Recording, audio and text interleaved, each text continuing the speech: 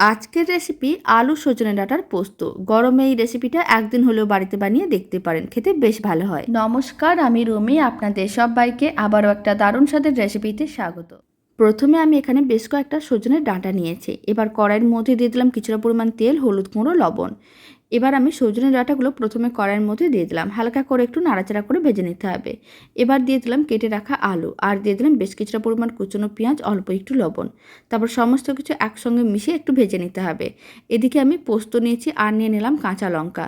খুব ভালো করে একসঙ্গে পেস্ট করে নিতে হবে। পোস্ত বাটাটা রেডি হয়ে গেছে। এবার ওইদিকে সবজিগুলো মানে সজনে ডাঁটা ও আলুটাও একটু ভাজা হয়ে গিয়েছিলো, পোস্ত বাটারে দিয়ে দিতে হবে। তারপর ভালো করে মিশিয়ে নিতে হবে, আর দিয়ে দিতে হবে বেশ কিছুটা পরিমাণ জল।